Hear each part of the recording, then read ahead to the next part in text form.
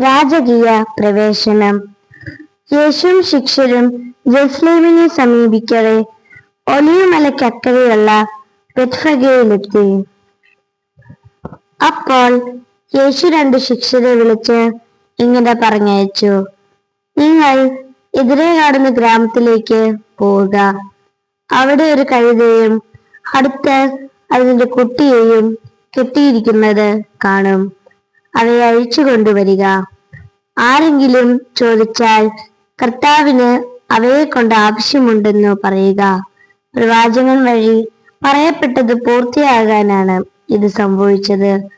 സിയോൻ പുത്രിയോട് പറയുക, ഇതാ നിന്റെ രാജാവ് വിനയാന്വിതനായി കഴുതയുടെയും കഴുതക്കുട്ടിയുടെയും പുറത്ത് നിന്റെ അടുത്തേക്ക് വരുന്നു. ശിഷ്യന്മാർ പോയി യേശു കൽപ്പിച്ചതുപോലെ ചെയ്തു. അവർ കഴുതയും കഴുതക്കുട്ടിയെയും കൊണ്ടുവന്ന് അവയുടെ മേൽ വസ്ത്രങ്ങൾ വിരിച്ചു അവൻ കയറിയിരുന്നു. അവൻ വരുന്ന വഴിയിൽ ഒട്ടേറെ പേർ തങ്ങളുടെ വസ്ത്രങ്ങൾ വിരിച്ചു. ചിലർ വൃക്ഷച്ചില്ലകൾ മുറിച്ച് വഴിയിൽ നിരത്തി. ജനക്കൂട്ടം ആർത്തു വിളിച്ചു, ദാവീദിന്റെ പുത്രന് ഹോശാന! കർത്താവിന്റെ നാമത്തിൽ വരുന്നവൻ അനുഗ്രഹീതൻ! ഉന്നതങ്ങളിൽ ഹോശാന!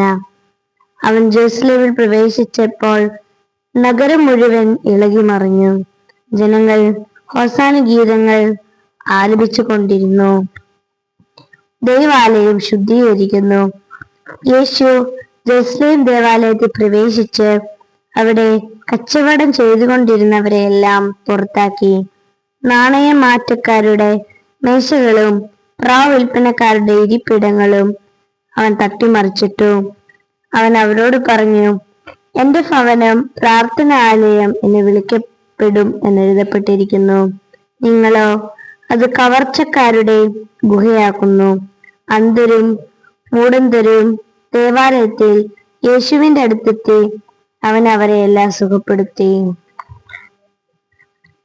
യേശുവിനെ വിധിക്കാൻ ആലോചന. പെസഹ തിരുനാളിനുള്ള ദിവസങ്ങൾ അടുത്തു വന്നു.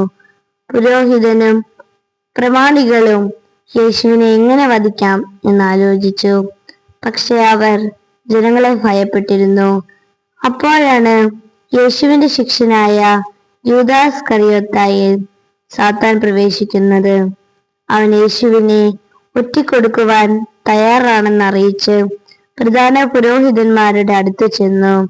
അവരവന് 30 വെള്ളിക്കാശ് വാഗ്ദാനം ചെയ്തു. അപ്പോൾ മുതൽ യൂദാസ് യേശുവിനെ ഒറ്റിക്കൊടുക്കാൻ അവസരം കാത്തിരുന്നു. പുതിയ ഉടമ്പടി. പെസഹ തിരുനാൾ ആഗതമായി. യേശു നിർദ്ദേശിച്ച പ്രകാരം ശിഷ്യന്മാർ പെസഹ ഒരുക്കി. സമയമായപ്പോൾ അവൻ അവർക്കൊപ്പം ഭക്ഷണത്തിനിരുന്നു.